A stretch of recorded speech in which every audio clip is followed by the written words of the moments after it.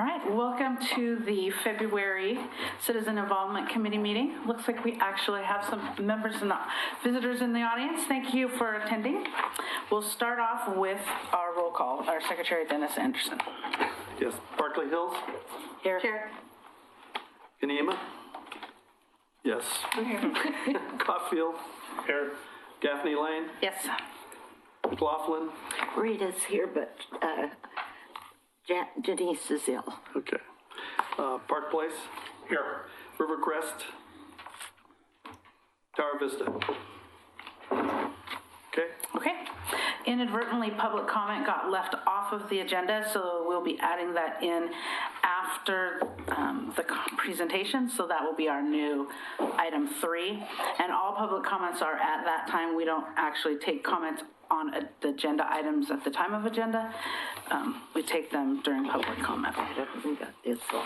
So first up, we have Rochelle with Parks and Rec.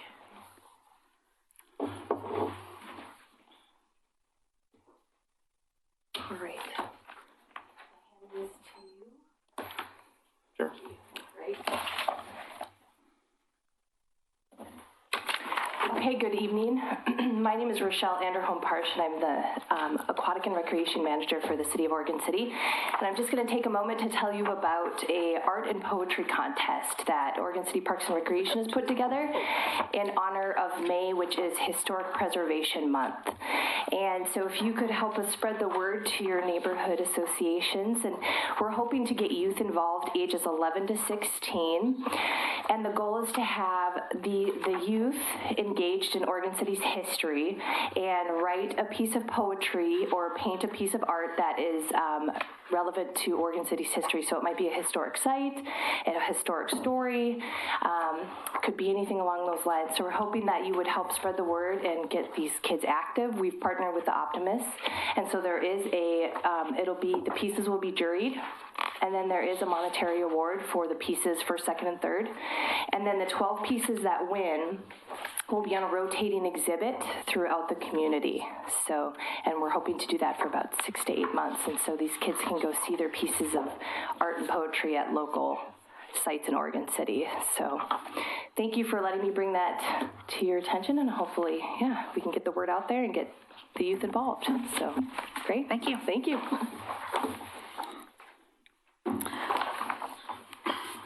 All right, Pete, you're up next.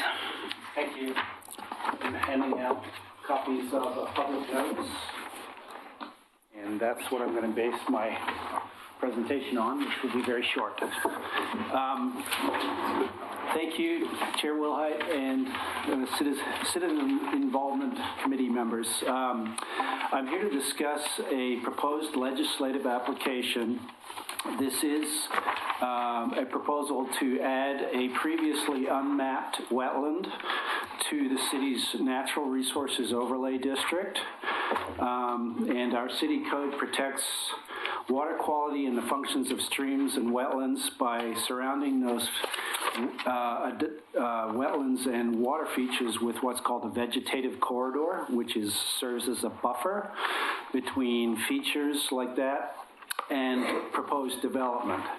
The city does not regulate the wetlands themselves. What we regulate is that vegetative corridor around those features, so that if there's an impact to that vegetative corridor, then a land use application needs to be filed to assess the impact on that vegetative corridor and mitigate for any impacts to it.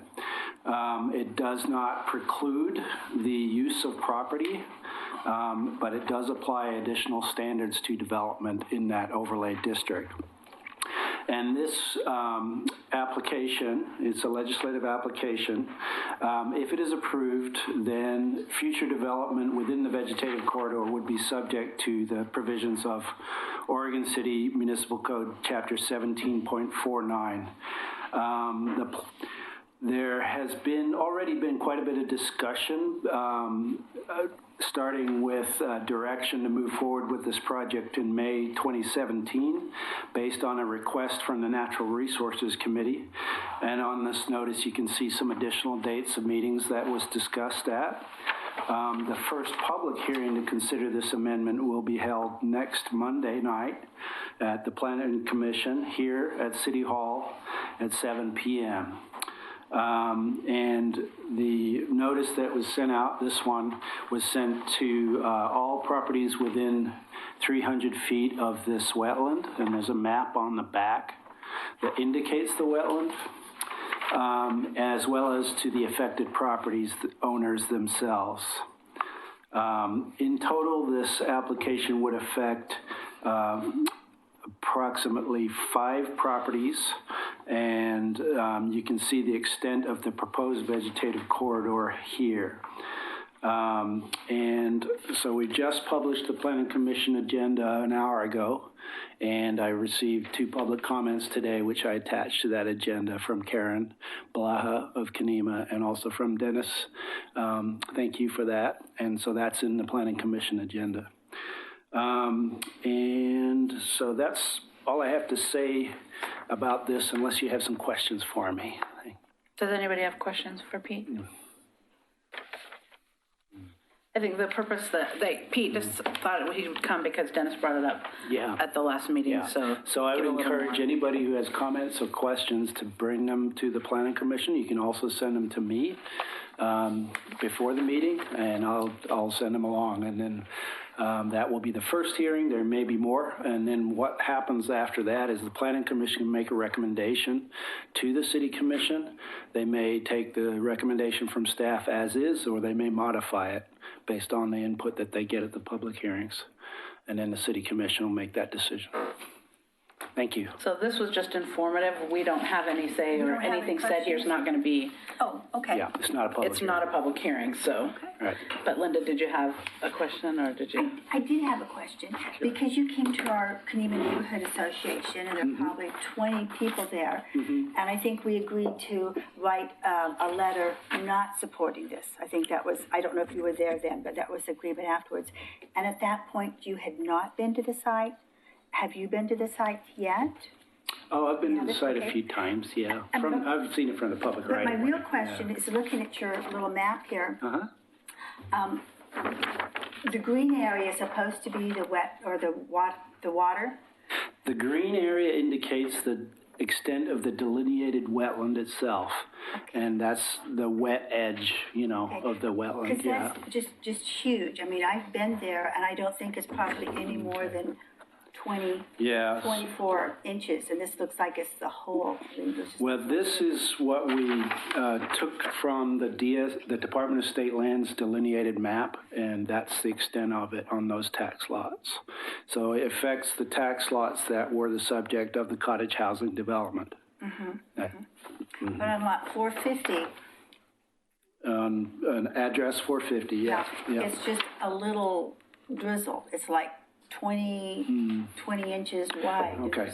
Well, this is the delineation that was done and accepted by the Department of State Lands in 2016. And so those delineations, according to the Department of State Lands, they're good for 5 years.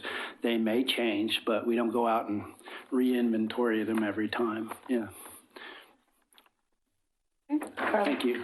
Just curious on the city's perspective in the future of preserving wetlands in general, because wetlands are crucial in drainage water that goes into the Willamette River. And actually, with South End being above, filtering system huge for going in the Willamette River. Yeah. Just curious in the future what the city's perspective is on preserving wetlands. Well, we're about to, and Laura's going to talk about this in a little bit. We're about to go into a comprehensive plan update that's going to last quite a long time and get a lot of public input on that very issue, along with any others. But the principal way that we regulate waterways within the city limits and rivers and streams that are significant is through Oregon City Municipal Code 1749, which is our natural resources overlay district. So if it's going to be protected and regulated, then it needs to be a feature that is identified according to the methodology that the state requires us to use, which is the Oregon I won't go into detail, but there's a methodology that we're required to follow. The last time we did that was in 1999, so the wetland inventory that we have and is what we base the Natural Resources Overlay District on is a little bit out of date. But for the most part, the wetlands that are identified in that inventory are within or touching our existing Natural Resources Overlay District, so we regulate them. Is the city's This is the only future, one that we don't regulate. is the city's future in development looking at coexisting with wetlands in some way and preserving those, and then also with trees in general? Yeah, that is kind of the purpose of the overlay district, is to assure that the goals of development and the protection of natural resources and streams are balanced, and they are what we call Goal 5 resources because they're subject to statewide planning Goal 5, which is all about protecting natural resources along with the other statewide planning goals. So that's the not just the intent, but the requirement from the state. And one other thing, does the city outsource like an advice in terms of developing an area before they decide on that with like outsourcing consultant or of some sort? Because just on how things are done? Well, what the planning department does is review development that is proposed to make sure that it complies with whatever code is in place. Some of those developments fall within our overlay district. So we have a code that we use to regulate that. And that applies not just to private development, but also to city projects as well. So if there's a road being proposed or a capital improvement like Molalla Avenue widening or something like that, and if that widening is going to affect this natural resource overlay district, the city is subject to those same regulations. We have the same issues in Barclay Hills with Newell Creek. Sure, yeah, so. that's in the overlay, yeah. So. John, you had a question? Yeah, these four numbers of 450, 462, are people living, are those residents, people are living in? So those are the addresses for the cottage development that was approved there. They're not all finished yet. So we assign addresses ahead of time. Okay, so people, when they buy the property, know there's a wetlands there. They didn't make a wetlands after people were living there. Well, I'm just curious. I would assume they know what they're buying. That is a very good question, though. I mean, in the interest of the disclosure to those future residents, I would expect that they would do their due diligence and ask the city what we know of and what the site plan. It's on the site plan that was approved. The wetlands shown on all the plans. So, yeah. Linda? One of the homeowners, though, has owned her home for over 23 years. And when she purchased that home 23 years ago, it was not a designated wetland or any such thing. And she purchased this home thinking that someday, she gets to her senior years, that she would build an ADU or something on one of these lots. And now with the additional requirements that have just come up, she probably will not be able to do that. So she's owned it for 23 years. And that's what the hearings are for, yeah. Right, we don't have, it's just information. Yeah. right, okay. Okay, thank you. Thank you, Pete. All right. Laura, come on up and tell us about this comprehensive plan update again. Good evening, Laura Turway. I serve the city as our Community Development Director. I am here to chat about our comprehensive plan. There we go. What is your vision for the future of Oregon City 20 years down the road? How would you address stream protection, historic preservation, adequacy of infrastructure, tree protection? Do you think it's the same as the person sitting next to you or your neighbors or people in Oregon City you have yet to meet? Well, the purpose of a comprehensive plan is to create a unified vision. So when you ask questions about how does the city view wetland protection or other things, that we have a response for that. So we have comprehensive plans connect things together. They reflect what the interests and the needs are of the community so that we can direct resources in order to best support our citizens. It identifies priorities. We coordinate activities and investments, so there's a funding component that goes with our budget in there too. And it helps inform decisions. For example, how do we address growth? What are their criteria when someone wants to annex into the city? Those types of things. Also, in addition to what we want, we have some regulations that we have to meet, both federal requirements, state requirements, and metro requirements. Often you'll hear reference to state land use goals, 19 goals, and so what the comprehensive plan does is it gives us an avenue to take these general requirements and put our own lens on that and understand how do we want to implement these larger goals. So a goal may be to preserve protection of the environment or something very general. And then through our comprehensive plan, we can identify exactly how we're going to approach that problem, what programs go in place, what code provisions go in place, and how do our departments work together to support a common vision for the city. Here's an example of a statewide planning goal 1, which requires the city to develop a citizen involvement program that ensures the opportunity for citizens to be involved in all phases of the planning process. There's more to it, but it's rather broad. It allows jurisdictions a lot of authority to do different things. So here's just some of our policies from our comprehensive plan. Obviously, these are excerpts or the names of goals and policies that implement that. Our comprehensive plan includes large goals and then some more prescriptive policies, but those policies are still rather general. For example, a policy on community education and just making sure that we can provide the community with information about what we're doing so that they can better participate. So this is an example of how we have general statewide planning goals or other requirements, and our comprehensive plan helps us further that.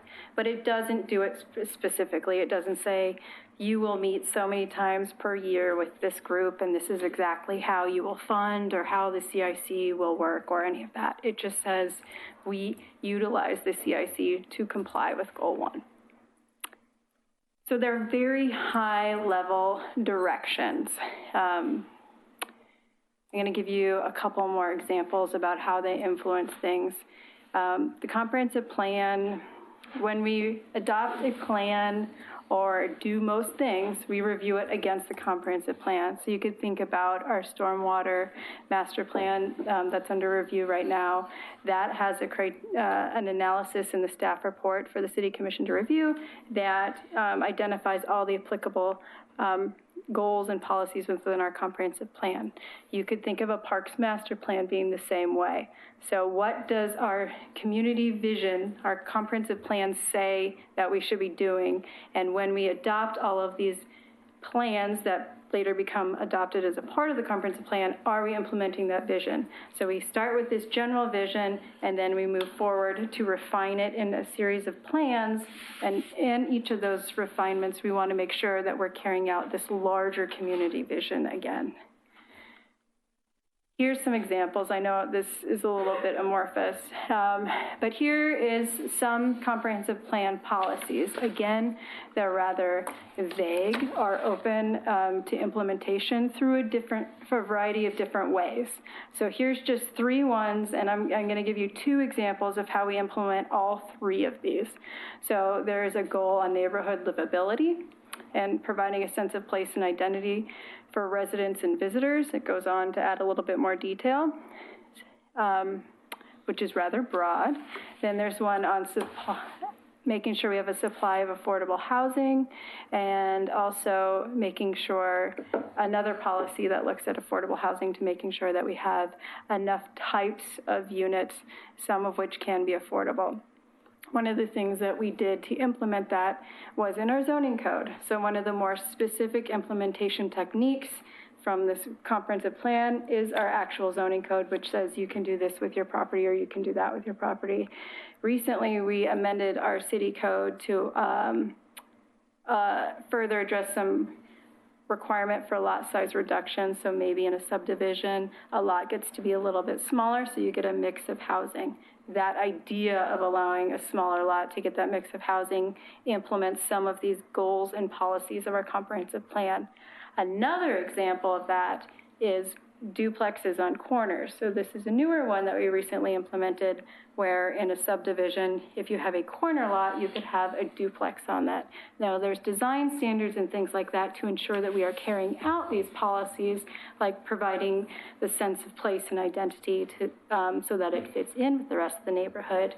But that is just one avenue to where a comprehensive plan balances all of these often competing goals and policy and priorities as well. It'll look at things like urbanization and transportation. So the bigger we get, the more traffic we're going to have. What do we prioritize over something else? Historic preservation, efficient use of utilities and infrastructure would normally mean you would want to build denser, but there's problems with that too. So our comprehensive plan lets us take a global approach to balance all of these approaches to the future and to change. So when we move along through time, we're prepared for the future and we have a plan as to what we prioritize. Here's our existing comprehensive plan. These are just some of the titles of some chapters, but I left it at my desk, but it's kind of big, and it's set up to mimic our statewide land use goals. It's kind of a bear to read if you haven't, if you're not familiar with it. It's not real approachable, and that's one of the problems that we're looking to fix. So we're looking to update our comprehensive plan, and one of the goal of the comprehensive plan update is to make sure that we talk to as many community members as possible to understand what the community would like for the future. I have no goal in mind of what the new one will say. My goal is that we talk to people and that we understand what is your priority or your priority. And not the way that we talk to people normally, but maybe talking to people in a different way, so that we are actively going out to reach people where they're at and going into the schools or going into different places rather than just putting a survey online or sending out a mailer. We'll do that too, but we want to talk to as many people, and that takes an army to do that. We have 4 people in the planning department, and one's going on maternity leave, so we don't have a lot of staff. So that's where we're going to rely on our network of people and you guys, specifically the CIC in a lot of cases, but also all of our other groups as well, to be champions for us. And we'll talk about it later when we actually have a consultant on board. This is just an intro speech, but we will give you a toolkit of ways to engage with your neighbors and family members to ask what they want for the future, and then you will give us back that information.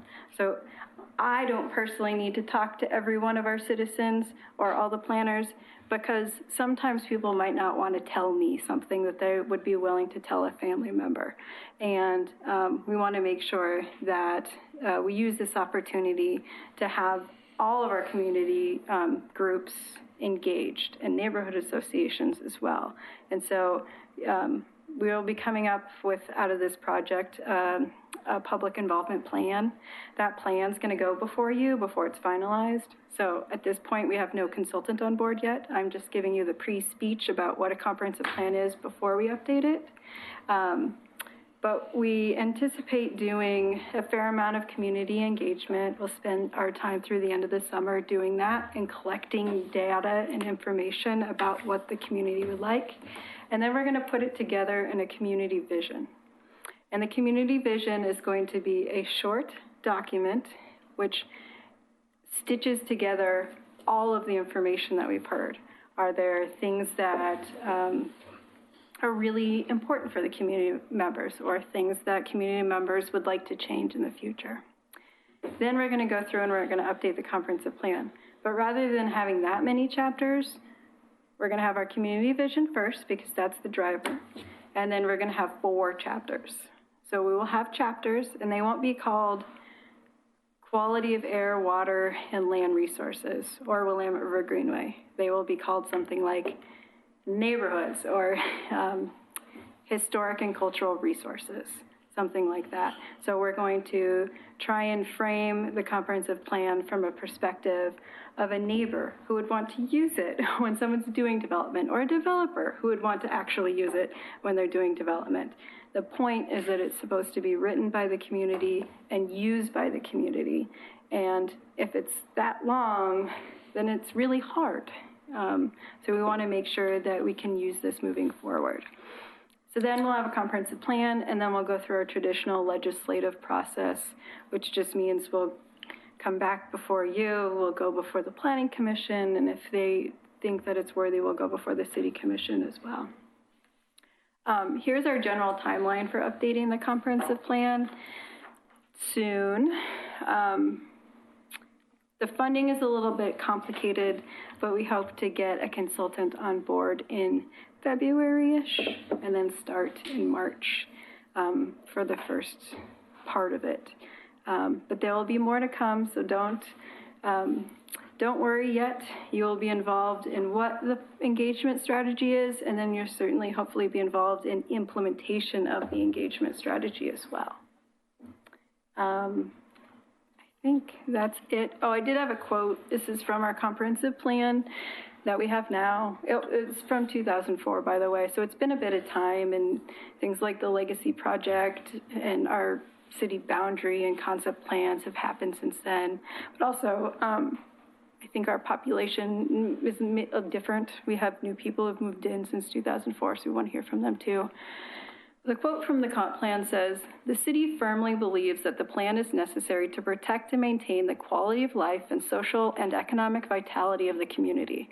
The City Commission understands that good planning is necessary to ensure that land resources are thoughtfully and efficiently used, that public services are cost-effective and adequate, that natural and historic resources that help define the city's character are protected and preserved, and that citizens will have continuing influence on the ongoing decisions about the growth and development of their community." So this is supposed to be a plan by the community, for the community. We had many requests from the community to update this plan, why we're doing it. Also, it's a good idea to do. But I'm here to answer any questions that you have. Carla? So first off, we were talking before about the consultant. Is there any influence beyond the City Commission concerning the consultant that's hired to give advice? Because the last one I met, I didn't necessarily like the code changes and all that. I didn't necessarily agree with. So how's that process going to go, number one, in hiring someone? Number two, I'd be interested to know in the city goals in the future on where they want to do environmentally concerning wetlands, concerning trees, concerning preservation of why people are coming here. Because like Ben's been building and coexisting with their natural beauty, and that's why a lot of people are moving there. And then the third thing is low-income housing. I see a lot of houses being built. A lot of them are pretty expensive still, and there's not really affordable housing. And actually, Mayor Holliday mentioned once, which I agree with, we don't want to necessarily take on all the brunt of low-income housing, that it should be spread equally through all the cities. So that's kind of my input there. So I'm just kind of curious in the future, you may not be able to answer it now about the consultant, plans in the future for pro-environment and pro-trees, and then in the future about how much low-income housing do we plan to take on, and what that will look like, because some of the stuff that's being built is not affordable. Yeah, all really good questions. Okay, first one was about consultant. So I sigh before I answer because we did a good job because we received 2 grants to fund this project. So we received about $50,000 from one source and tentatively $150,000 from another source. And then the city put in $50,000 as well. And so it was really great that the City Commission showed dedication by dedicating financial resources to this project, because certainly money is hard to come by, and we want to make sure that we're good stewards of the city's public dollar.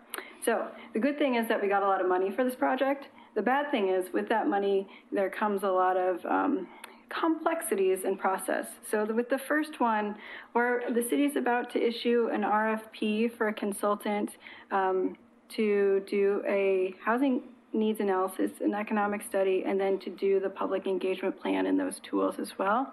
We're in charge of that RFP process, so we'll use our typical process.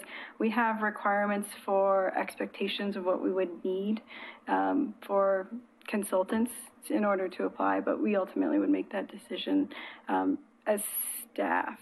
Then the second one is the $150,000 contract, and that's through ODOT. And so we do not choose that consultant. They have their own procurement process, and that will happen likely in April or so. So it'll happen a little bit later to fund sort of the second part of the project as well. You asked a question about environmental resources and protection. You heard Pete say that we have some codes that apply right now within overlay districts, so there are layers of protection, but they weren't always there, right? I mean, this comprehensive plan certainly has a lot of goals and policies for both affordable housing, so housing choice and affordability, and then also for various types of environmental protection, but that wasn't always the case, and so we do have a lot of development that's right next to a wetland or something like that. And so it's interesting to play catch up now that we regulate things that we didn't used to regulate. But the answer to your question is whatever the public says, right? We have some minimum requirements that we have to meet through those federal, state, metro requirements, but we get to certainly put our own lens as to how far or aggressive we want to push things. Where do we find that balance between okay development and environmental protection? And so we'll get to find our own place. I don't have an answer for you because I don't have any answer to anything that the community is going to say, and I shouldn't. The other one is on affordable housing. I think so this will provide a space for the city commission if they wanted to, if someone wanted to put in the comprehensive plan a goal or policy to continue to investigate ways to support affordable housing, or more specific than that, they can. The comprehensive plan is supposed to be high level, so it wouldn't say like build this something here, but it may say for city-owned property, consider an affordable housing project or not. I think also the challenge with affordable housing from our perspective is that we are not an agency that builds housing. Like, I review applications for housing, but we're not like a housing authority. But that's certainly up to the commission if that's the direction they want to send us, or the community through this as well. Okay, thank you. Yeah. Laura, did you say that the same consultant is going to be doing affordable housing at the same time as the comprehensive plan? No, sorry if that came out like that. I'm dual funding this. I'm hoping for one consultant on both parts. It's actually tri-funded. There's 3 funding sources, and we will make it as seamless to the public as possible. I don't know who the consultants are yet because we haven't gone through procurement. So they'll be doing multiple projects at the same time?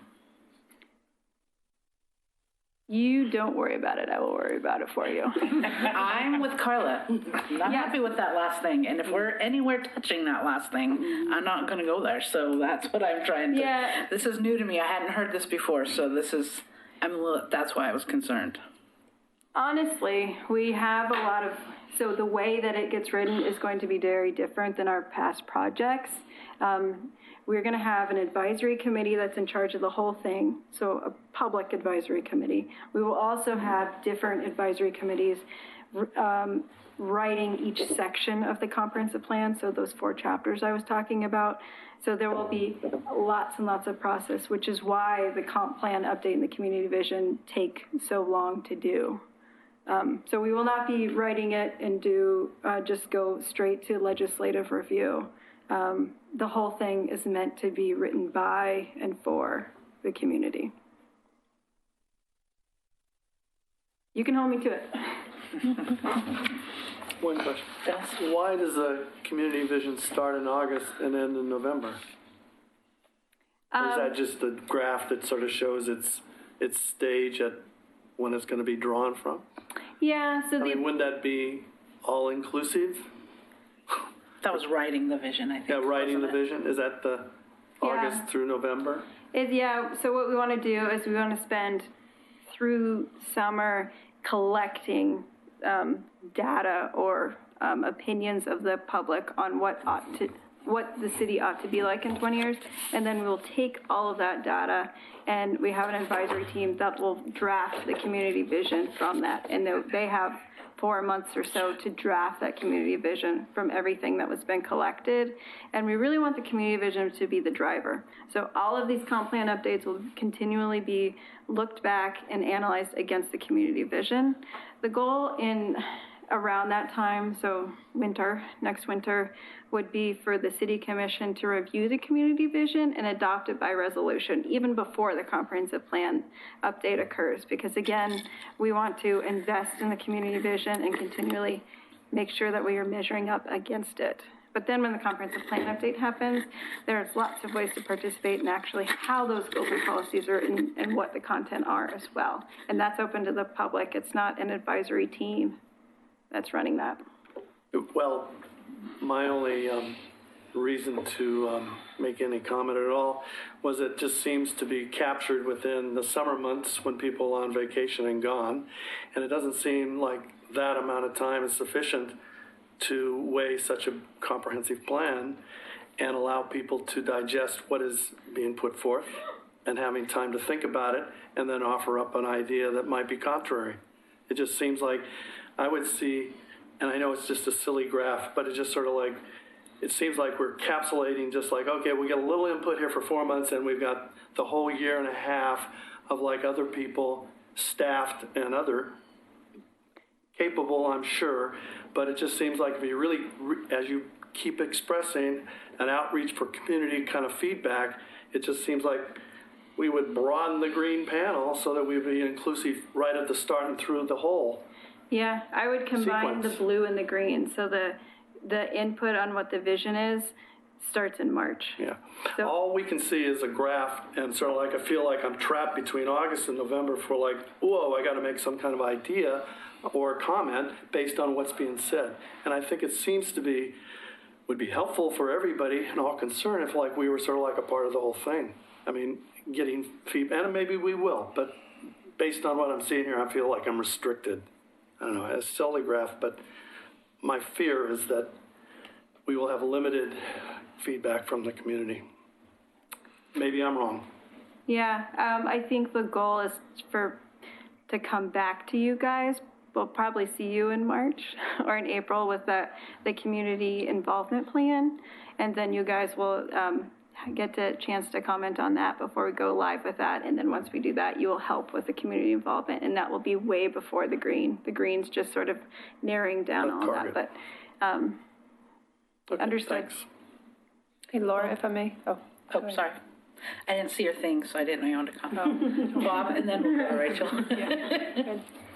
said Bob, right? Yeah. Well, I kind of concur with what Dennis just said as far as concerns. The city was very, very good about getting community involvement and is still doing so with the Willamette Falls project. And I can see that this probably should be the same kind of a process, trying to get as much community involvement and opinions as possible. Let's see here. I'm assuming that the timeline will probably go past that last September thing. I mean, this is a huge project. For the legislative review? Yeah, that's the most guess that I... None of this is cast in stone. No. There's points that funding disappears. And but no, I think all consultants will probably be off board by July of 2021, and legislative review will take as long as legislative review takes, and we understand that. And then the last thing I have is a request or a question about the RFP. Is that chosen strictly by the cheapest bidder? No. We, Could you expound on that? You asked a yes or no question, Bob. I'm not gonna let you off, Eddie. Man, yeah, no, you could put in qualifications for the RFP, and there are ways that you can do it. And so it's more of who best serves the project and who's the best benefit for the project, particularly because we have different RFPs and funding sources. It's not the cheapest because obviously you would want some cohesion through the course of the project. I feel better about that then. Yeah. Looking forward to this. We all are. Should be fun. Rachel? Thanks. So Laura, I think some feedback on your chart. If I listen to everything, I think what folks are missing is that text that says community engagement through project completion. So I would say when you bring this chart back, it sounds like that community education and engagement is really just the engagement part for the community visioning. But technically, you plan on community engagement to start from March and go all the way through the end of the project. That's correct. So Maybe we need a pink. yeah, so I think if you were to really, The whole way through. yeah, It's a so if you color, put, but it didn't show up very well. It's gray. yeah, so if you were really talking about community engagement, that bar, you would have a bar that starts at the beginning and goes through the project completion. I just don't think it's We missed reflected the on color. that chart. Yeah. I didn't see the text until after, 'cause I think we're all looking at the colored bars. And so so that's an improvement for next time. Thank you Need for bells clarifying. and whistles and all that for Yeah. that part. Yeah, because I totally missed it too. I'm like, oh, look at all the colorful bars, and you said it. It's just not in the chart, and so we missed it. I missed it too. Let me go this way. Yes, no, the point is that we need your help, and we need your help through the duration, so you better get your sleep now because we have about a year and a half or 2 years worth of hard work before us.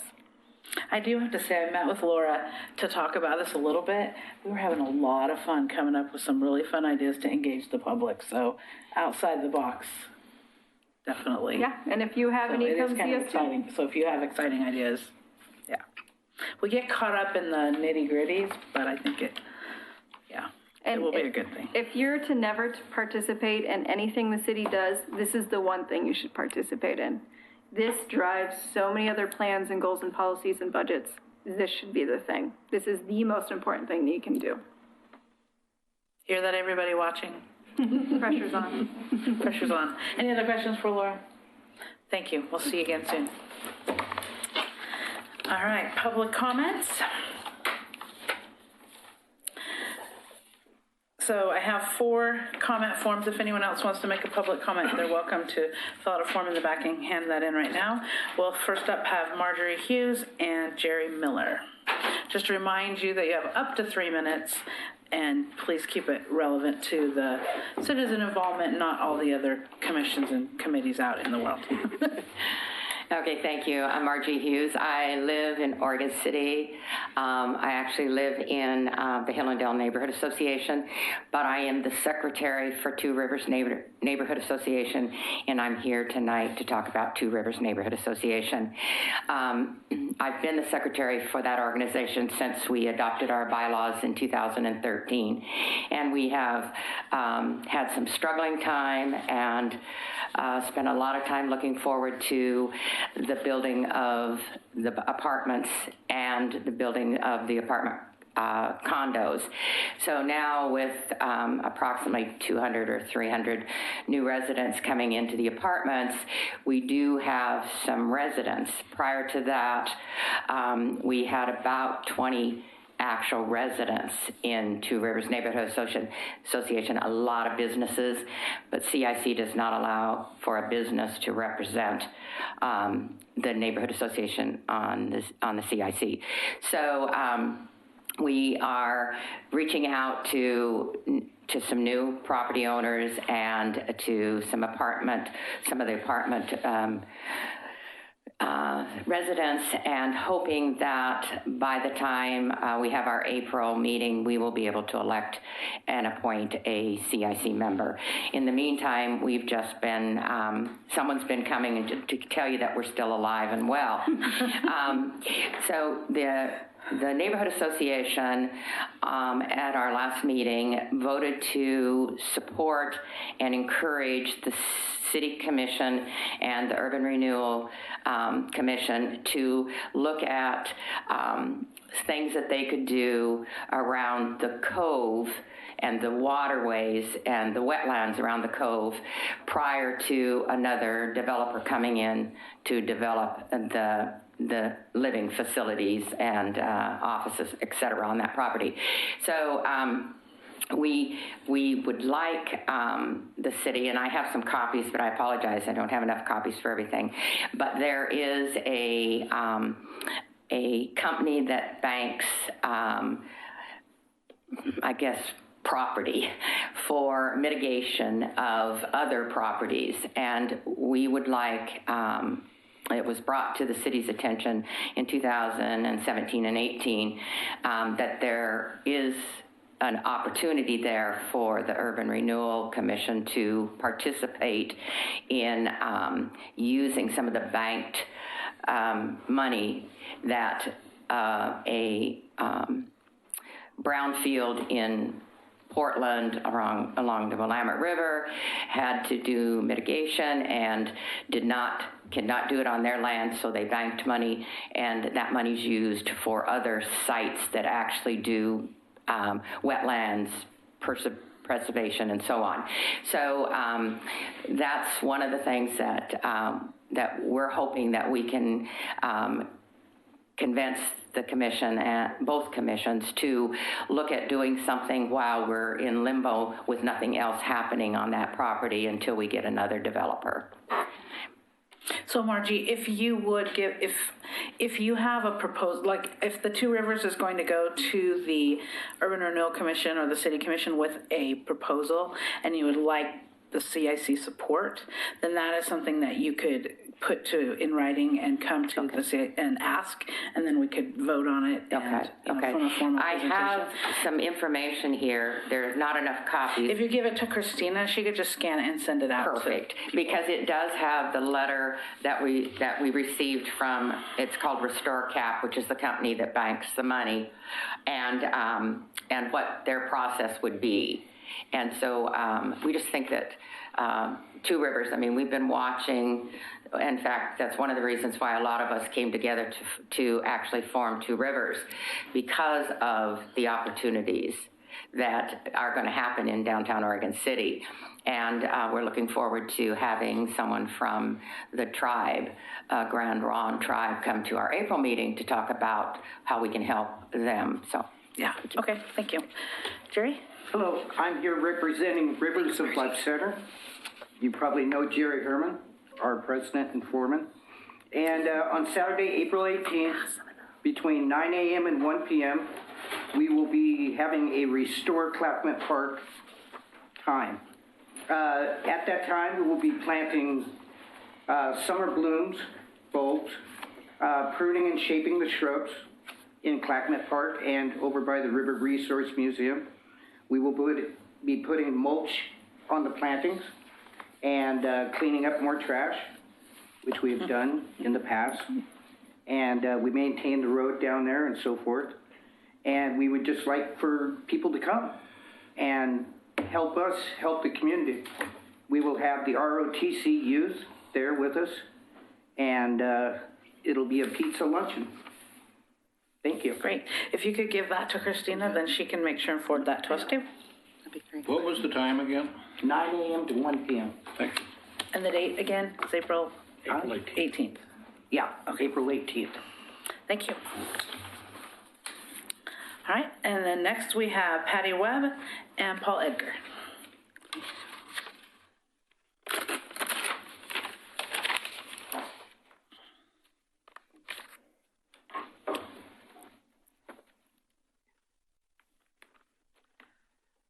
I'm Patty Webb, and I live in Kanema.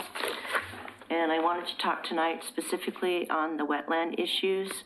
The CNA reps and steering committees are supposed to represent those people that live in Kenema, not just their own personal wishes. The only opinions I've heard are those of people hoping to benefit financially by the sale and development of Kenema. Decisions on properties should be made within the safety and well-being of all Kenema residents, not just those that stand to make money by the decisions made. Some of the people speaking to you about amending the wetland maps stand to make a pretty big profit off these properties and really should recuse themselves as a financial interest rather than taking it upon themselves to speak as if they represent all the people in Kenema, because they do not. Everybody else is downhill from these lots and deserves to be considered also. No neighborhood consensus was taken, no notice of any vote or survey. The CNA steering committee is making decisions that affect them personally and financially, and that's a big conflict of interest. Just as Mrs. Bleha and Mrs. Basinger stood before the city commission and stated everybody in Kenema just loves Mr. Adelman's fence at 3rd and Ganong, it was not true. They spoke for nobody but themselves. Part of your job as CIC reps is to honestly represent the people of your neighborhood, not just your own interests. Kenema needs reps that honestly represent the safety and well-being of those that live there, not people that are only looking to increase profit on their own personal property. Thank you. Paul?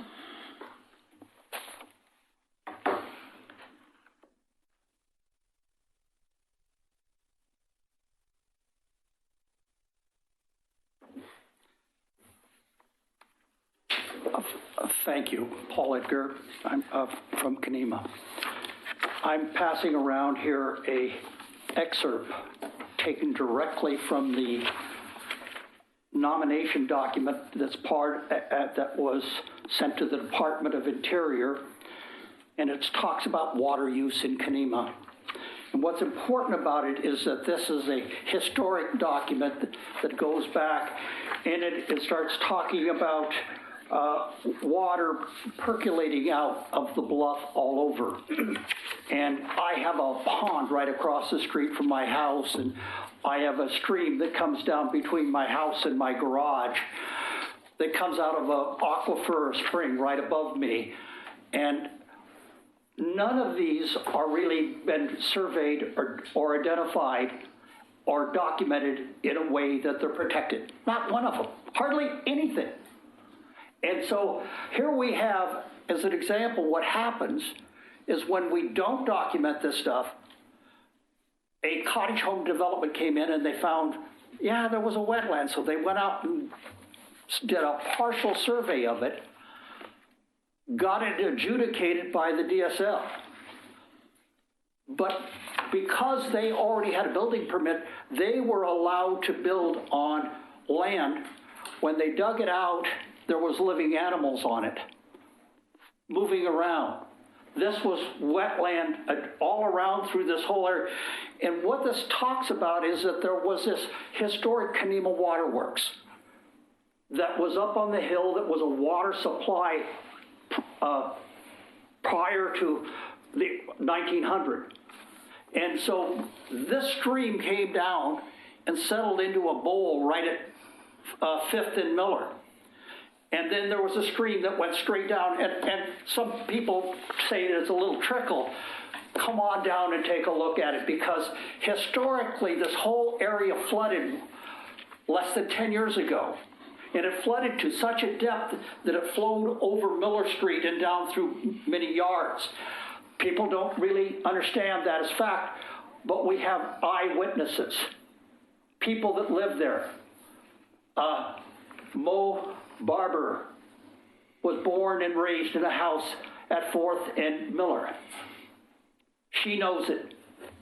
The stream was the bed from this wetland was so deep that there was a bridge built across it. And one of the family people there said he didn't like the danger of having the stream through there, so he decided to put a pipe in to bury the whole a wetland, bury it down, and he buried it without any permits, going through multiple city streets where there's a requirement by city code that you have to have a right-of-way permit to do this type of construction activity. Well, are you taking the, are you, we I don't want to have. take, yeah, but I want you people to realize that we have to have our area certified. We have to have this inventory done. It's never been done. Not adequately, ever. And this document right here is just word for word taken out of our nomination document. Right, word for word, not changed. And it shows that historically there was a wetland there, and how somebody would overlook it, who knows? But they did. And the waterworks, there it is. It's not inventoried. I would encourage you to make sure and bring this and make sure that you get into the hearings and ask for these things. Yeah. Because, thank you for bringing it to our attention. We just don't have any Well, I know, but you guys are influential in being able to make recommendations to do things right. Thanks, Paul. Thank you. Patty. Thank you.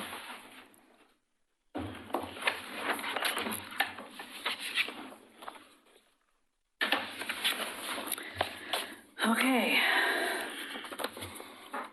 Moving on. We have our elections. Oh, there are other public comments that. 5 minutes of your time at some point. Oh, no. If you wanted to make a comment, we need you to do it now. And we have a form you fill out. You can have 3 minutes that. Okay. Well, I didn't know that was me. I'll get you a card. No, you're at the perfect exact time. This is public comment time. Okay, so I'm Diane Wagner. I live up in, I'm in the McLaughlin neighborhood. I've lived up by the hospital for about 40 years, and I'm working for the census this year, recruiting. I've had lots and lots of events at the Oregon City Library. They've been wonderful partnering with us and helping us, but we still need hundreds and not hundreds of thousands of employees. It's a great job. It should be easy to sell, but the unemployment rate, what it is, and a lot of youth don't want jobs anymore, and a lot of reasons. We still need hundreds of thousands of people. We had one event Sunday that actually had televised advertisement, and it was awesome. People were pouring in the library, and it was to help people sign up. So anyway, we got quite a few people that day, and I talked to somebody in this room, and I was stuck. Just recently, I got assigned Kenema, the whole tract, because they have like nobody that's signed up there. And I think they need like 10 more people or something. I was just trying to find a way in, but I thought since you were all gonna be here tonight, I put one of these little notebooks together for each of you that just has some recruitment stuff, how to sign up, one in Spanish, mostly English, and if anybody had ideas for your area or anything, we're just kind of getting desperate for the recruiting because we only have less than a month left. They wanna be calling and hiring thousands of people next week. This week they're hiring hundreds. And Oregon City's actually doing great as far as we're beating Multnomah County like crazy, so. Yay. But we need a lot more people. Okay. And the only criteria is to be 18 years old and have a social security number and an email address. That's it. It's part-time, it's temporary, it's you set your own hours, it's all good. And they put people in their own neighborhoods. And so that's another reason why people in your neighborhoods might want people to sign up that are in your neighborhoods, because at some point they're going to be coming to your door. It's not a door-to-door job. It's a job where they'll go to the people that don't return their census information. But still, it's kind of nice to have somebody that's from your neighborhood or that you know, knocking on doors, et cetera. So anyway, I just thought if anybody had any great ideas, I'm on next door in McLaughlin, and do you have a card in there? I have a bunch of cards, but I'll write my number on them. Okay. And when is this? When is the census taking? The census is, they're mailing the cards out to everyone in the United States this month or next month. And then it will take a while for people, nobody's going door to door to take the census information this year. What they're doing is they're telling people that they need to do it online. That's the big one they want. And we all know that that's not going to happen in a lot of households for various reasons. So then they can make a phone call and give the information, or they can request a written ballot. That's going to take a little while to tally, and then when we get all the names of people that returned nothing, then these enumerators, they'll be trained first, and then they'll go out at specific addresses in their neighborhoods. and just say, hey, you know, I'm with the census, they'll be badged, they'll be trained, and just say that they're there to ask a few questions because the forms weren't returned, so. Could be a month, could be 2 months, it'll be over by the end of the summer. They can make their own hours, so if you have students, kids, as long as they're 18, they make their own hours, they will be approved with the supervisor, but they have to work 20 hours a week minimum, and they can work all the way up to 40 hours, which for some 18-year-old kids, a lot of money at $18 an hour, so. Yeah, so anyway, I just want to get the word out there. Maybe you guys help me get the word out there, and if anybody has any brilliant ideas, I'm always willing to set up over at the library and help people sign up. All applications are online, so. Okay. That's about it. Great, thank you. Thank you. And can I have your card? Because I'll pass that information on. Yeah. Thanks. I'm going to write my name on a couple of them. They're not personal cards, they're census cards. So. Okay. Should I pass these out? Great. Just leave them here for now. Well, I can take them. Okay. And I'll get you some. Great. Thank you. Okay. Now we are on to the agenda again. Oh, going up.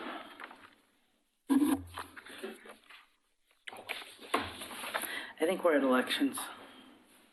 Make sure nothing got changed. Yep, okay. Elections. So this should have happened last month, but I think because there weren't very many people here and some people hadn't been officially recognized, approved, we put it off. Take a couple, pass them on. So I think what we'll do, we have the chair, the vice chair, and the secretary. I have served, I don't even remember how many years. I have timed out of every possible extension that there was. And so someone else is going to have to step in as chair.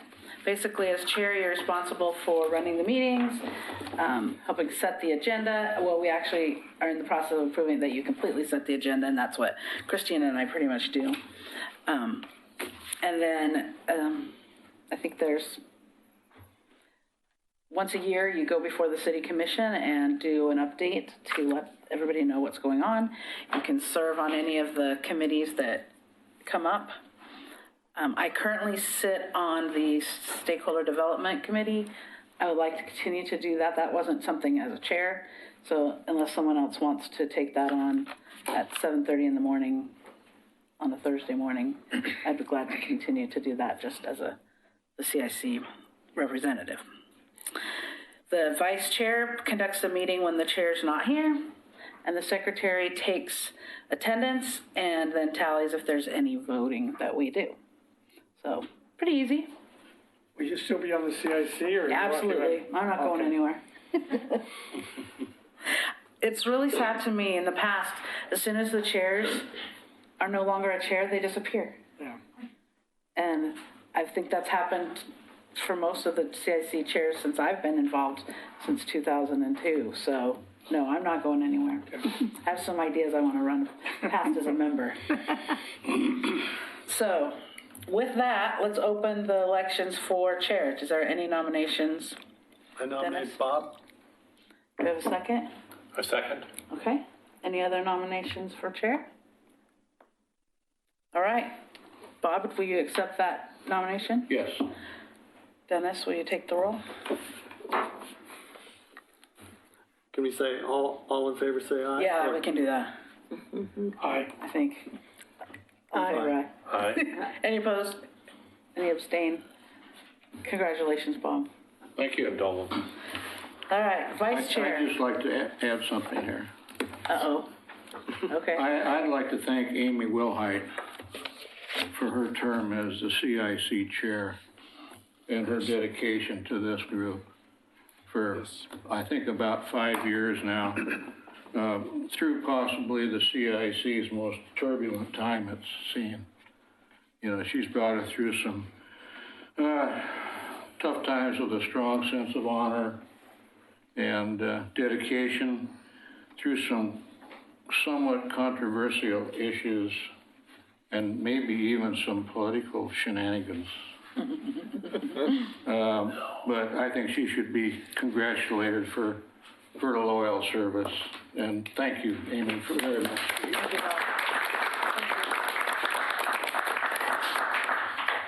I do love the CIC. All right, vice chair? Nominations for vice chair? I'd like to nominate Dennis Anderson. I have to decline.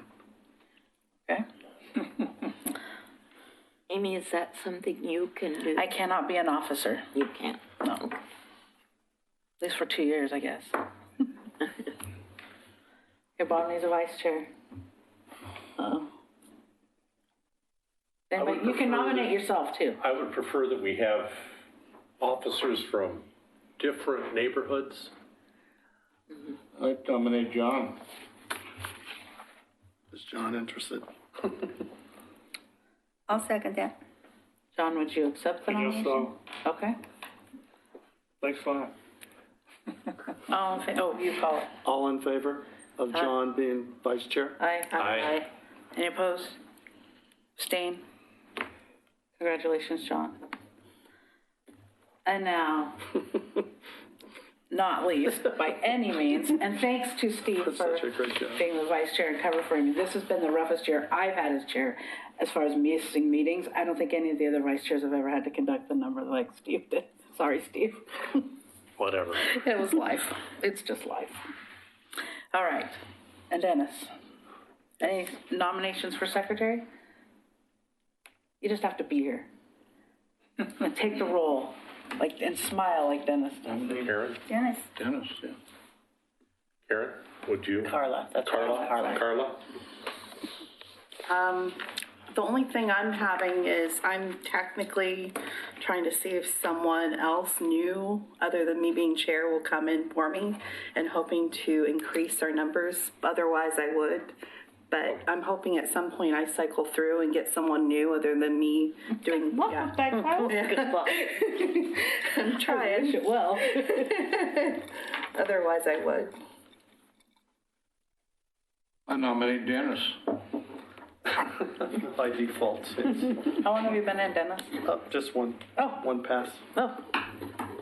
That sounds good. And seconding, John? Would you Yes, accept of that? course. Okay. So, Way cool. call your roll for yourself. I know you do that. Okay. I'm not going to do that. Okay, any objections? I'll call it. Any abstaining? All in favor? Aye. Aye. You've done a great job, Dennis. Thank you. Fine job. All right, Bob, next time you're up. Right. Liaison updates. Christina. All right. Attached in your packet is a sign variance presentation from the January meeting, as well as a couple outstanding neighborhoods that have not turned in their applications to Katie, so get on it, please. And then the last bit of my liaison report just kind of has basic information about how to do postcards, and then again the links to how to get to the development applications. So you can always kind of go, I think for a little bit I'll just keep it as a default. So if someone asks you how to get development applications, remember it's in Christina's liaison report every month and you can go find it. Little update for tonight. I'll provide links in a separate email for the letter from Margie Hughes, as well as Jerry's poster for the event and census info. So all three will go out. I sent an email out today about postcard budgets. Some neighborhoods are kind of burning faster through their money.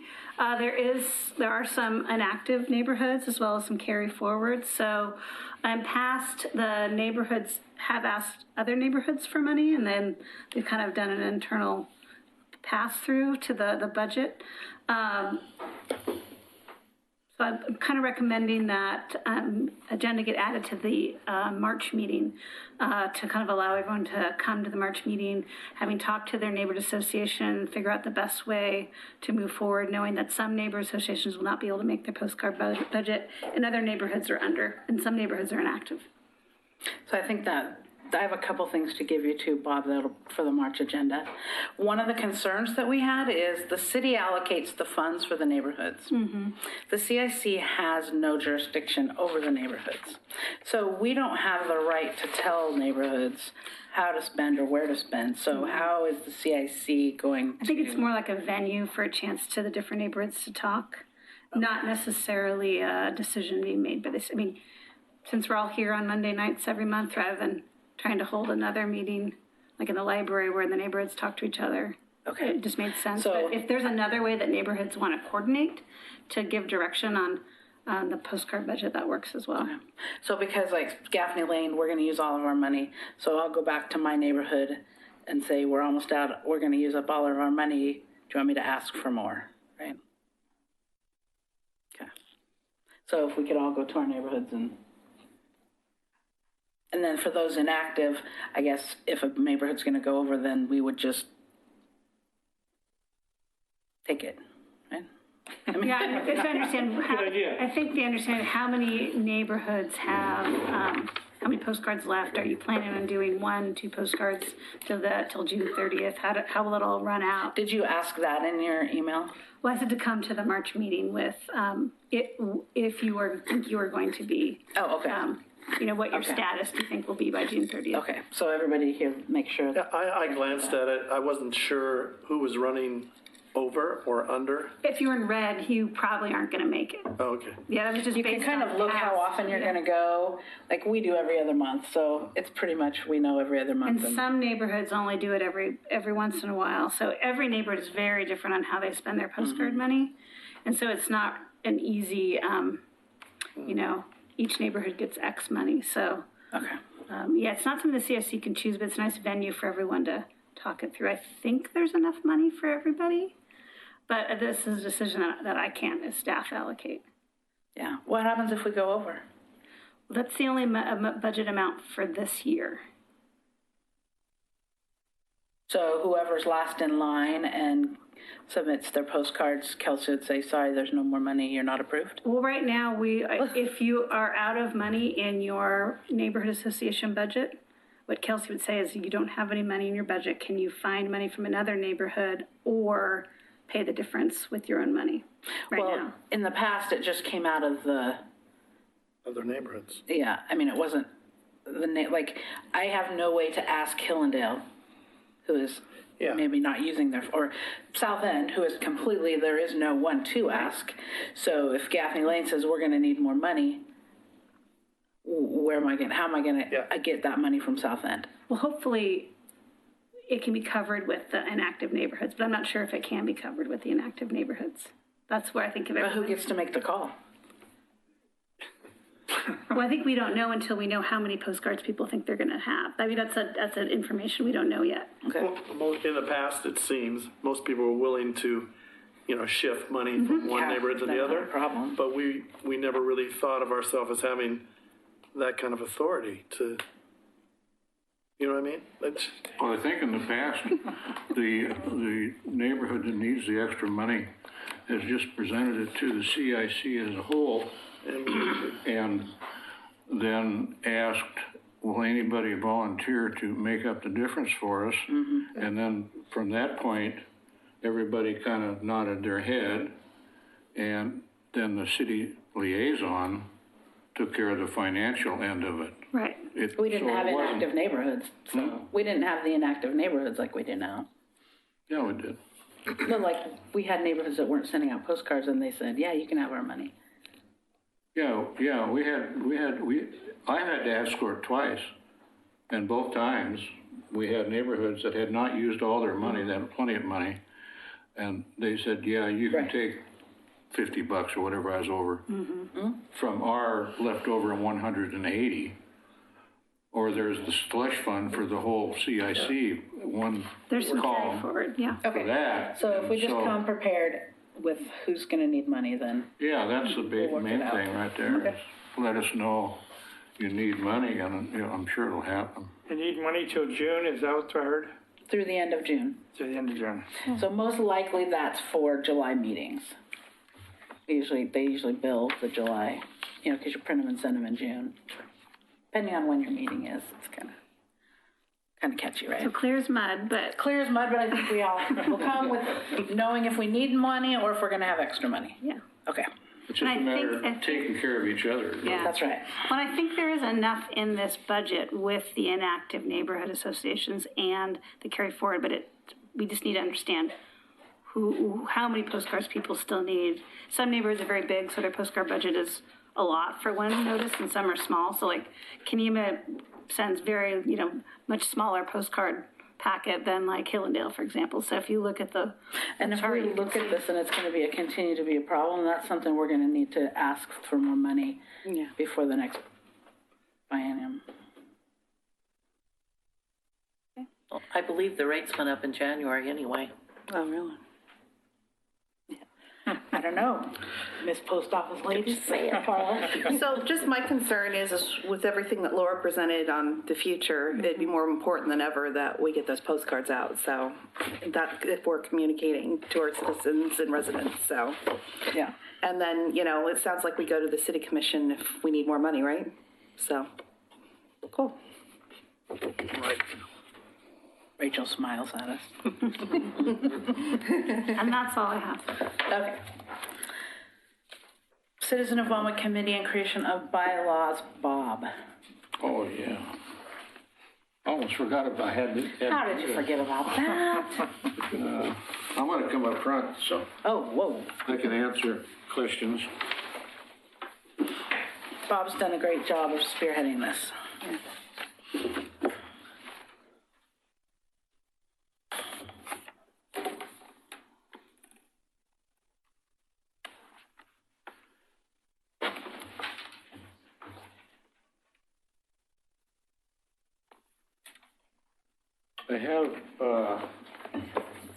I have enough copies, minus one. So could you share me? Thank you so much. I thought you probably would. Just pass these around. They've already.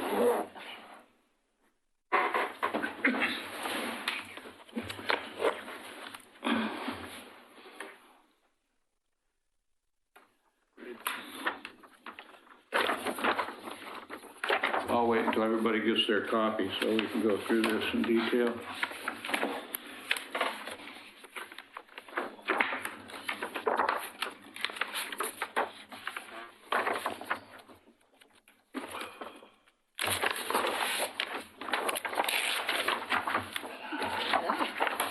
A small group of us have got together a couple of times to go over the City Code, Chapter 2.30, Citizens Involvement Committee, and the changes that we would desire to have the City Commission make.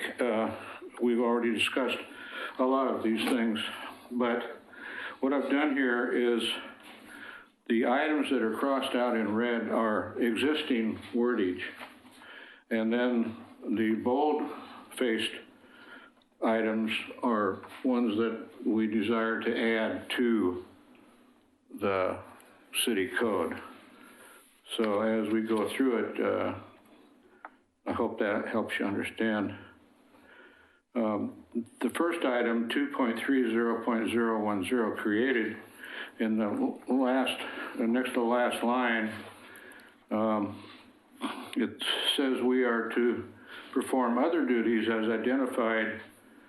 It used to say this chapter, but it never said anything. So we've eliminated the word this chapter and replaced it with the CIC bylaws, which we'll be developing as time goes on. And if you have any questions, please bring them up as I'm speaking so we can address them right away. Item 2.30.020, duties. Item C, provide information to the City Commission and crossed out and the public. And we added the Planning Commission, the Historic Review Board, and we added those specifically because they quasi-judicial performance of their duties, and other committees as appropriate, because we may have things come to the CIC from other committees like TAC or somebody, PRAC, whatever, that they may want to discuss with us, and they may want us to give them some input. So other committees as appropriate, and then also and the public. Item D, previously said only assist with requests from the City Commission. We decided to add review and assist. Without a review, you can't do much assisting. Item 2.30.030, membership. This is in regard to our change that we want to have a vote for each one of the two designated members of each neighborhood association. So that states the CIC will consist of, and it eliminates one primary member and one alternate member and replaces that with two members from each city recognized association. Item B, each neighborhood shall provide, and we replace that with select. It goes on to say 2 members for nomination for appointment by the mayor. Again, my word processor sometimes makes mistakes, and in that particular case, I suppose mayor should be capitalized. I did it, but the word processor didn't. Take my word for it. Item B. Oh, let's see. And it goes on to say, failure of the mayor to appoint such selected members shall be supported by valid reasons. We've added that because the representatives are selected by their neighborhoods. The neighborhoods know the people that they've selected and want them to be their representative. And so that's why we added that the mayor should really, what this boils down is select those persons that are selected by the neighborhoods. If he doesn't, maybe he has a good reason. If he does, he or she, well, let us know. Give us the courtesy of letting us know why you don't want to appoint that person to the CIC. Let's see, item C. Appointed for 2 years, terms of office shall commence on the first day, it said of the calendar year, but that may not work. So we replaced it with following appointment by the mayor. The reason for this is we rendered this in the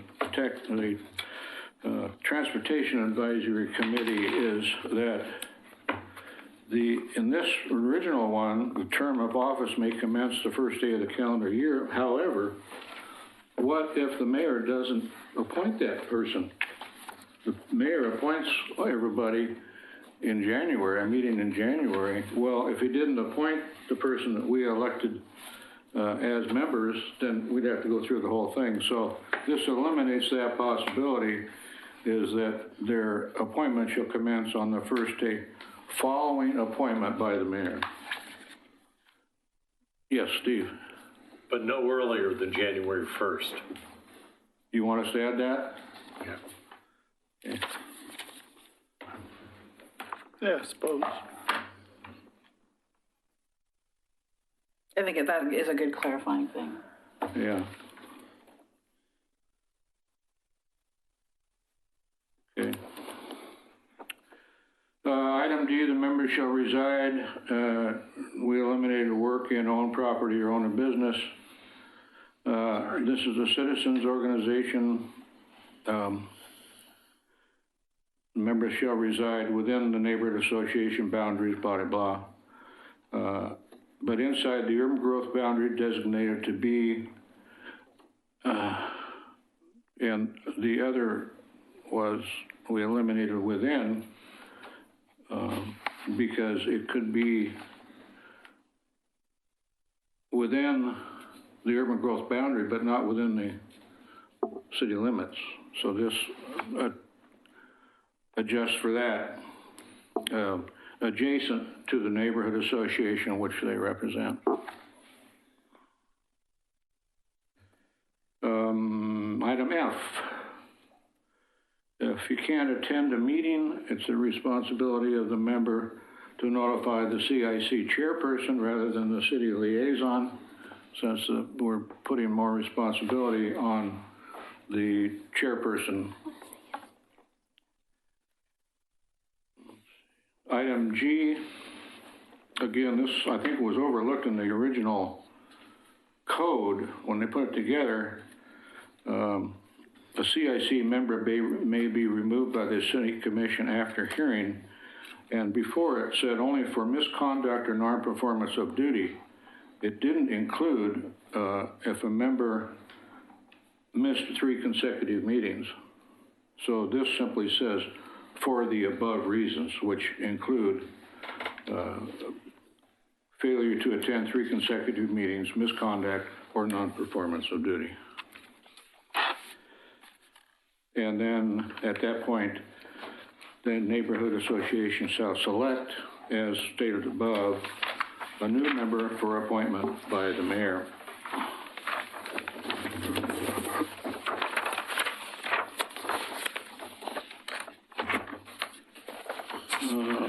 2.30.040 officers and staffing. Item A1, the officers shall be, and would never have been appointed, is changed to elected for 2 years. Item 2, at the very end of that part, we added the chairperson shall create the agenda for all general and special meetings of the CIC, which was one of the main changes that we wanted to have made. And we've had tentative approval from the City Commission on that issue. Item A4, Secretary. The Secretary, for a long time now, has not prepared the minutes and sentence records. So we put here the Secretary calls the roll for attendance of all meetings and calls the roll for all votes. Actually, as the upcoming chairperson, I'd like to add, and any other duties as appointed by the chairperson. Dennis does not second that. Still willing to be. Dennis and I know each other pretty well, so he'd take it pretty good. Oh, let's see, moving on here. Staffing of the CIC, city liaison, in bold, we added, and shall record the minutes and submit them to the CIC for approval. You've already started putting those together, haven't you, Christina? The minutes? Katie Riggs has a person that is taking the minutes, and I know we are farther down the list, but she's working through the backlog. Okay, great. I'm so glad to hear that. So it's previously was a job given to the secretary, but I think it's more appropriate for the city liaison. And then the last sentence, consistent with the city charter, the city manager has been crossed out, and we've added the city commission shall retain its discretion to suspend staffing when reasonable circumstances warrant. I think would be better for everybody involved if it was a group decision rather than an individual decision. Let's see, organizational procedures. Special meetings may be called in accordance with the Public Open Meetings Law, no longer by the city manager or the city manager designee, and as provided by the CIC bylaws. Now, previously, and in the bylaws that we're currently working on, we don't have those prepared yet tonight because that's a whole different process. There were provisions for members of the CIC to call special meetings under very unusual circumstances, but it happened once in the history, a very controversial period of time for the CIC, very controversial, but that it worked. And we do need to have provision for the new members to call a special meeting if it really becomes necessary. Let's see, quorums for meetings.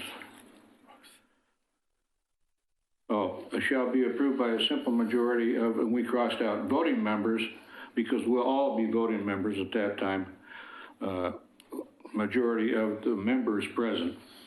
And then it eliminated the next sentence, all eliminated primary, and eliminate all alternate members, but all members who are present are allotted one vote each on all motions. And again, that was one of the big objectives that we were looking forward to.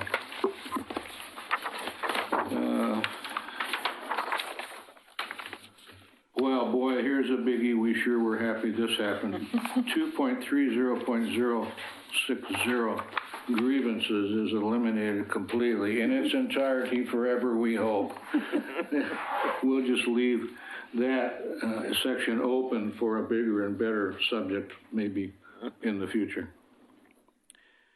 Conflict of interest. No member of the CIC, and we included also the city liaison, commission liaison, or city staff, shall participate in blah, blah, blah, if they have a conflict of interest. I think it should not only be the CIC members, but anybody that's sitting on this committee or in support of this committee, if they have a conflict of interest, they should just say so and keep themselves out of the conversation. Expenditures. Again, we don't have any authority to spend any money for the city, so we won't even try to ask. So I shouldn't turn in my receipt for my trip that I'm going to take. Yeah, right. To go visit another city, Bend, to see how they run there. You sure? It might be a nice trip. I do have a sister there, and I am going, but so. So these are the new version of Chapter 2.30, Citizens Involvement Committee, of the city code that we've put changes into, mostly reflecting what we've already discussed with the city commission, with the exception of a couple little things. And then we are still working on the bylaws, which is quite a document, goes in more detail how we run our meetings, how people are elected, so on and so forth. I would hope by the next meeting we'll be able to present a version of the CIC bylaws. We're using the old bylaws as a template and then making changes so that they comply with the city code. And from what I understand, the city commission wishes for us to present both the new code and the bylaws at the same time. So the next, like I said, at the next meeting, we hope to have the bylaws draft prepared for all of you. So our goal, if I remember right, Bob, is that at our next meeting, we'll have the clean draft of the code for us to vote on, and if we approve, we'll submit it, and we'll have Tony send it to the attorney before, because we need it approved by them before it goes to commission. And then we'll bring the first draft of the bylaws, right? Does that make sense? Does that, yeah. Yeah, and then I'll need an electronic version, because at the point when we actually get to the meeting where it's voted on, I'll need to make sure it's attached. Yeah, we'll have that too. It'll be up in time for Bob to submit with the agenda next time for March's meeting. Yeah. The code that we're going to vote. Yeah. So if anybody has any comments or changes or suggestions other than the one that you had, or comments? Thank you, Bob. Yeah, thank you. And Rita and John met also, so. Yes, thank you. Yeah. Okay. Good. Moving right However, it along. does bring up an interesting, until the new code and bylaws are approved, I'm the voting member from Park Place. Yeah. And Bob will just be the chair of the CIC and non-voting. Right. Okay. So, on that great thing we're gonna vote on next month. Yeah. Make it happen, On that big thing next month. whatever it is. Next month, we have Chief Band coming and, who was the other person that we just got? Oh, God. Oh, the new library director. Just for my notes, who was at the meeting to write the second bit process notes? John and Rita and Bob met, and then Bob and I met. Okay. I wasn't able to make the group meeting, but we are going to meet again before the next meeting. I'll be sending out, Bob said I'm the hardest one to get my calendar to sync, so I will be sending out a notice to the four of us with a few dates to meet up again. Okay. So with that, if there's nothing, we will move on to roundtable. Again, I encourage you to. Yeah? Did I Amy. miss something? Yeah. Hey, Fernwood. What? Oh, those were the attachments with the staff liaison. Oh, okay, I'm sorry. That she just sent from Okay. the last meeting. Okay. Amy, I have one question yeah. on the proposal. I'm just trying to go through it pretty quick here.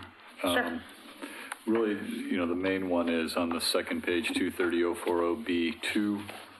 The city liaison will be a non-voting member of the CIC.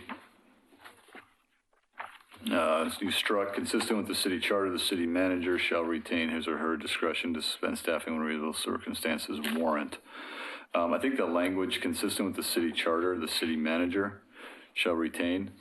So the way Oregon City's set up is a city manager form of government. So essentially, I and the judge work for the city commission. All the staff under that work for me. So, you're setting up a conflict here in that the city commission controls staffing through the budget process, but not specific assignments within the city. We don't have the city commission does not have discretion to suspend staffing when reasonably circumstances warrant. I think, okay. That will have to remain the city manager. So we need to figure out how we can say, because the whole problem arose last time when the city manager got in a funk and decided that they should say that we should cancel the staff liaison. And city commission didn't approve of that. And you stepped up to the plate when you became city manager, and, well, you, at the time, you weren't city manager, you were director, but it. Right, I mean, we're gonna have to come up with a different method. Yeah, because there's gotta be a check and balance, I think, is the key. Yeah, other So- than through the budgeting process.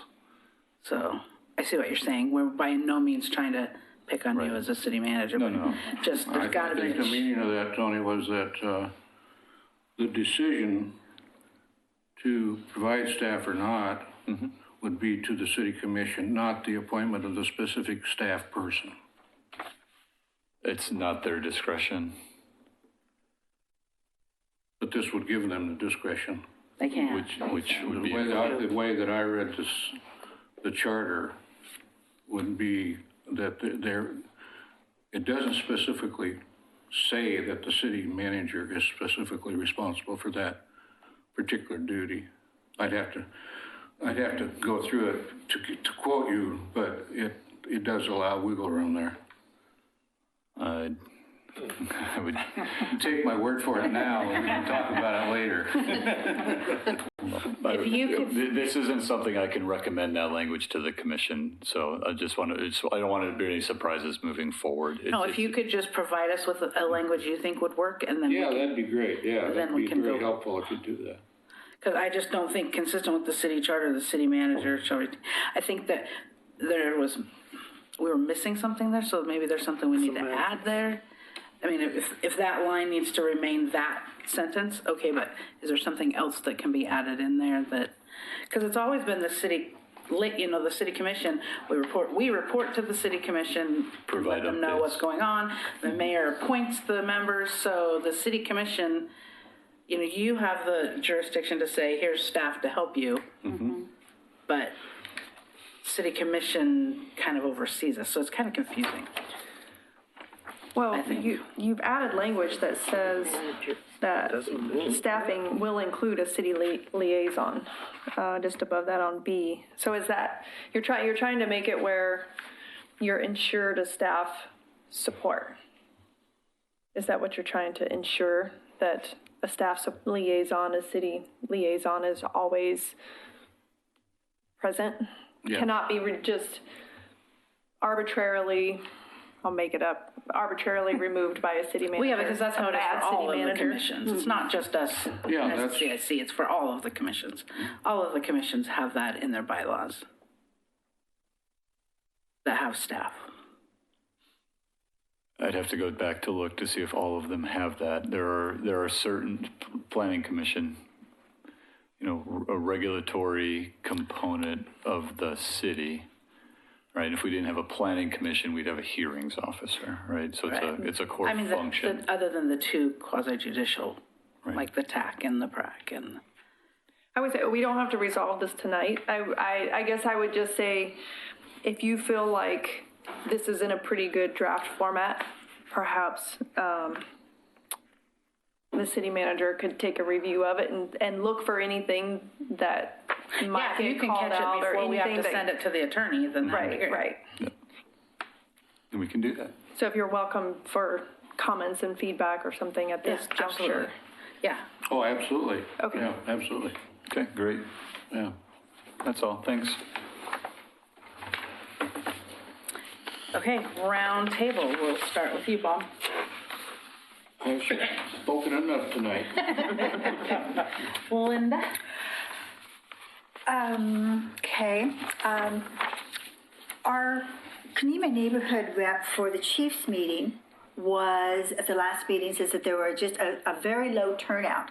And so she asked me to come and talk to the other people and make sure that they get someone to go to the Chiefs meetings. So that's the fire department chiefs, the police department chiefs. They bring excellent information that comes down. But the last meeting, they just weren't any reps there. So if you get to your neighborhood meetings and have someone show up, that would be great to do. Yeah, my person asked me the same thing, because I think it was our two neighborhoods that were there. Yeah. They only meet every other month from September to May. They take the summer off, and it's a very open and candid meeting. They have presentations. Usually the chief of police will ask somebody to come do a presentation from one of the departments in the police, but the police chief just lays it out how it really is and tells you, it's very informative. It's a great opportunity to then, and then the same, either the fire chief or one of his, maybe his PIO officer, Brandon sometimes will be there instead, but it's great information to then be able to take back to the neighborhood. And so one of the things that Gaffney is going to start doing is taking the notes from that meeting, and we're going to send it to all of our email list that we have for our neighborhood, because that is a really informative meeting. And sometimes by the time you then have your next neighborhood, stuff's out of date. But yeah, they have there, the goal is to have somebody from the school district that comes. A lot of times it's Larry Didway himself, the superintendent. They have Judge McNeese is usually there, or someone from the courts. They have someone from the church systems. They have, they have all these different people in the communities. They have someone from commerce, usually the guy from Grocery Outlet is there. And so it's just a great opportunity for some input of behind the scenes in more than just that we get here, at our level. So, yeah. It was very sad that here's the chief of police and the chief of the fire, and they're taking time to come to these meetings, and we're not supporting It's at a pretty inconvenient time, right? It's a Thursday night, Tuesday. Is it Tuesday or Thursday, Bob? What night's your TAC meeting? It'll be Tuesday. Tuesday. So sometimes it's a Tuesday at 7 at the police department. I think is when it is. So Was that 3:30 or something? no, it's in the evening, but it's the same night as some other meetings. So And John Lewis did come to our Kenema Steering Committee meeting and talked to us about the 78, I think there's up to 89 now violations in Kenema. So anyway, and he's going to come to our meeting in February as well and talk to the community at large about this. So put out some fires before they get there. And then a little bit ago, when I was speaking about Pete Walter's report, I was representing 20 people who had been to our neighborhood meeting in February. And of the 20 meetings that was that meeting in February and listened to Pete's report, we voted as a whole not to accept that. So that was not my opinion. That was the Kenema neighborhood meeting of 20 out of 200 people which were there. So it's a pretty good turnout. John? That was my first meeting being the chairperson. I ended up only having one speaker that night, but it turned out really well because our police officer got in late. He was on call. So he came in, he spent some time just sitting, and we had nice conversations and question and answer. That worked out really well. And we had a great turnout. So in fact, we still have a bit of time. So the members just, asking questions, trying to get a feel of what's been happening, what we've heard the last year or so as the neighborhood and that. And they gave us a list of ideas who kind of speakers they wanted to add. So even though there's only one speaker, we did get a lot done. It was a neat little meeting. Well, sometimes those are the best. Yeah. Good. Hi, so Barclay Hills Neighborhood Association, Village of the Falls was planning on coming. They weren't able to come. Diane had the flu, so they are going to try to come in the future. The biggest thing is we have Dee Dee, who heads OC Parks Foundation, and we have 3 privately owned properties have heritage trees that are being nominated to the City Commission. And that they were approved by the Natural Resource Committee. So, and then we have 3 coming up the pipeline that are old sequoias at Mountain View Cemetery. And so that's exciting. And then other than that, kind of got clarification about the CIC to residents, that we had new people come and what kind of has been going on with the CIC and how, it's good to be involved. And we are having a steering meeting next week, so. Yeah. Great. Okay. Let's say amen. Is it? I agree. And ditto. Life is good. So Park Place had a steering committee meeting on January 27th. Jonathan Waverly from the Parks Department gave us a presentation on the proposal for the new playground equipment. And we took a vote of the 2 options and are getting that in flight. We also had a presentation from our police liaison about speeds on Holcomb, and it's not nearly as bad as we thought it was. So that's good. We have another steering committee meeting. Nope. We have a general meeting on February 24th at 6:30 at the community building. It used to be the red community building, but it isn't red anymore. Oh, it's not red. No. And I don't know what's on the agenda there. It'll be great. It'll be a wonderful meeting. April 25th, City Cleanup Day, or whatever the new title is. We will be doing a park cleanup at the Park Place Park in preparation for having the new equipment moved in. So that's exciting. Those are our events. Okay, Gaffney Lane met on January 9th, and we had a very fascinating presentation, I thought, about Clackamas. I can't even remember what they're called. That's how exciting. No. It was Clackamas River Water Providers.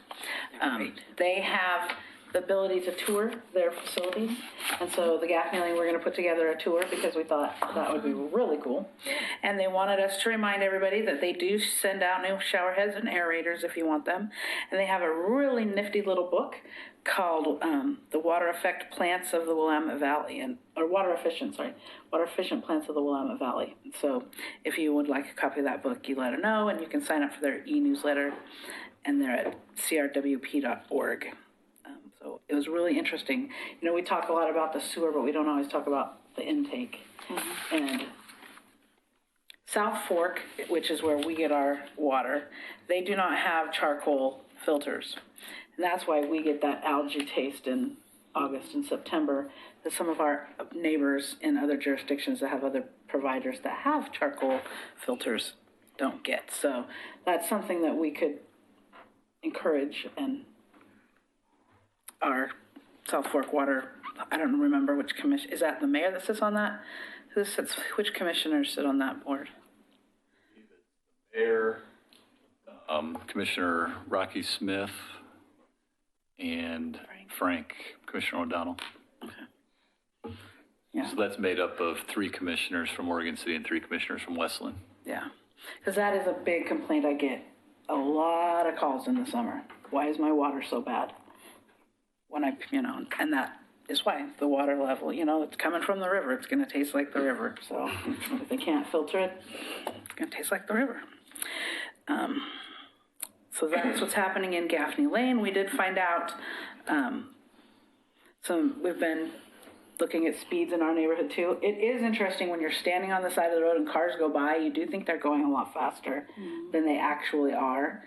But we did find out that they clocked somebody on Gaffney Lane between Burgerville and the 3-way stop, or actually a 2-way, but maybe going to be a 3-way stop, just in this little stretch going 45 right off the bat. And amazing how fast they can go in no time at all.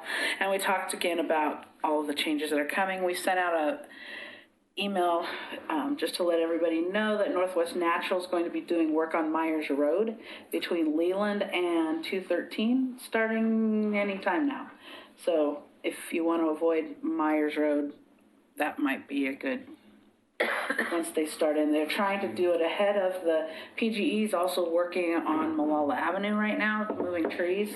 So you can get caught on Malala with flaggers, and then that'll continue on all the way through that streetscape project that they're working on.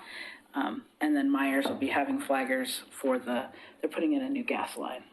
So they're trying to get that done before the major tear up of Malala Avenue, but we're going to be surrounded by construction for a while. But when it's done, it's going to be beautiful. Dennis? Kanema, while we're getting our fair share of attention, and we have a community that has a certain self-consciousness about it. With this evening, we got a glimpse of it, and it'll carry over into next week with the commission meeting. The big issue, of course, is the right-of-way and the encroachments that have been designated in our area.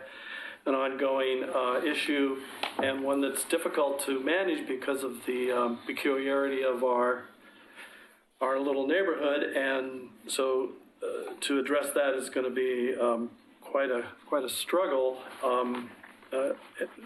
rightfully so. The other thing, of course, which was mentioned tonight, is the NROD overlay plan, which is seemingly beset with like issues that relate to quality of water and property rights. And I think we have some difficulties going through that because there's some things that look alarming to the way it was like dealt and handled, and how to go forward without some kind of concession is going to be quite monumental in terms of like the harmony of our community.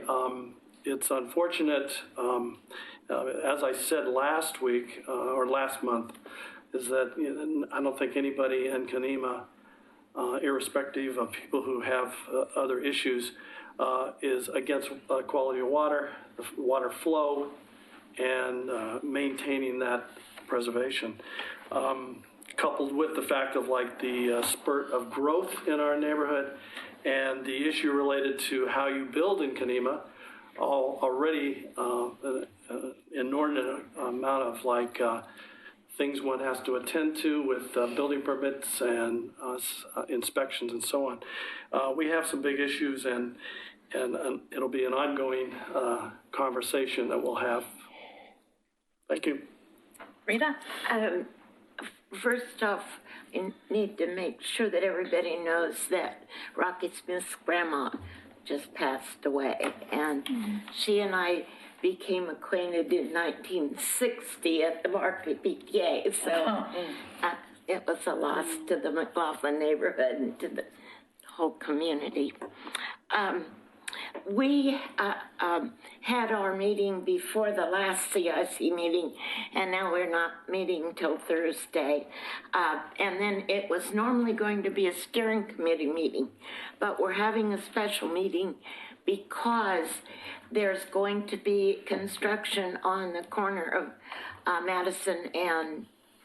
Monroe and where the drugstore is, where Olson Drug used to be. And so we'll be meeting Thursday at the library at 7 if anybody's interested.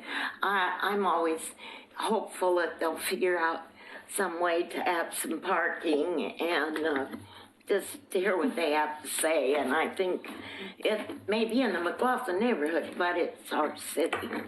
So, and then there is a new liaison between the homeless and the police department. And I haven't met him yet, but we certainly can thank the last one that we had. He did a wonderful job of interacting with homeless people. My writing's so bad I can't even read my own writing. Oregon City's clamping down more on speeders. And so you might keep that in mind. I don't think just being in CIC will excuse us. So, anyway, that's all I have. Thanks, Rita. Christina? Yeah. So I have not given many updates on the Beaver Creek Road concept plan for a while because the Planning Commission's been kind of taking a couple items each meeting through the fall and winter. And we're getting to the point where there's going to be a preliminary package in front of the Planning Commission either this Monday or the 24th of February to make a formal recommendation to the City Commission on zone changes and map amendments and a new zoning map for the Beaver Creek Road concept plan area. Right now there's a tentative schedule for the March City Commission work session to make a presentation, and after that there'll be hearings. One kind of the last outreach option at the Planning Commission level is related to collector roads in the Beaver Creek Road concept plan, not Beaver Creek Road itself, but the larger roads inside the concept plan area. The original plan in 2004 had a 5-foot wide bike lane, which is kind of the older design. Nowadays, bike lanes are much wider and safer, as kind of identified either 8 feet or 9.5 feet with some extra either a physical separation or additional area for buffering. And so the original street cross-section may need to be updated to reflect that. And so we have some questions to the community about do we reduce some of the elements inside the existing street cross-section? Do we add add to the right-of-way to allow the safer bike lanes? Do we try to split the difference between the two? So there's a survey currently out right now. It's been sent out to members of our e-blast. We have over kind of 180 members. It was sent out on our social media feed, and it's available on the Beaver Creek Road Concept Plan website, which you can get from the planning department on our city website, and under news and updates you'll see a link to the survey, and I'm also happy to send it for anybody who's interested, but that survey will be up till next week. I do have one. Okay, Rita? This isn't exactly CIC, except it has to do with the homeless. Our church every Thursday night, but the first Thursday of the month. That's St. Paul's Episcopal Church on 9th and Washington, which is close to our Father's Heart and people. Anyway, we serve a free dinner, and I worked last Thursday, and we had 65 people. Wow. And what they want us to do is to make the community aware that we do serve this free dinner. They come in, they have a placemat, they have their silverware. There's waitresses that take their order, find out what they want. We have coffee coffee, juice, water, and milk for beverages. And some of them come with other beverages on their breath, but that's... When is that? It's every Thursday except the first Thursday of the month. We did serve every Thursday, but it's the same crew in the kitchen every week, and it gives them a little bit of time off. And one of the fellows has a daughter that lives up at Fort Lewis who has triplets, and they like to go up there fairly often, and so that gives them a weekend to not have to work in the kitchen too. So thank you. Anyway, pass the word around if you know anybody. We'd like, single people that maybe don't get a full meal at home, that aren't homeless. Yeah. Rachel? I have one other thing to say real quick on the meeting concerning homeless. We have a lot of vacant homes or homes in transition to being worked on in Barclay Hills. And our last police report, particularly at 421 Malala Avenue, people were breaking into that property, and there was actually a like a fire, campfire inside the house that people were staying in there. And so, the police are struggling because they try to contact the LLC and they need actual permission or instructions from these LLCs. So the best thing I'd say is talking to police and all is start talking to your neighbors. If a house is empty, even in the nicer neighborhoods I see on Nextdoor, talk to your neighbors and text them and do whatever you need to do to communicate, because, someone can go in a house fast, utility there, and the house is occupied for long periods of time, and it's hard to get them out. And not because you want to be cruel or unkind, it's just if someone has no permission to be there, you want to look out for your neighbors. They can rule. Yeah. Rachel? Thank you. The only item I wanted to make mention was the State of the City address. That'll be given by our Mayor Dan Holliday. It's February 25th. At 6 p.m. is when the doors open, and the program starts at 6:30. It's going to be held at the Museum of the Oregon Territory, 211 Tumwater Drive, Oregon City. An RSVP is required, and it's being sponsored by the Oregon City Chamber, PGE, and Oregon City. But if you want to RSVP, you can do that through the Chamber of Commerce.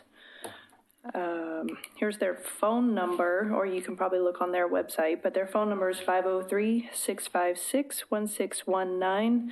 But I would go to their website if you want to RSVP, but I'm sure Christina can send out information. But if you want to put it on your calendars for the State of the City address, February 25th.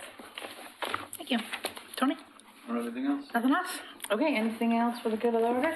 All right, we are adjourned.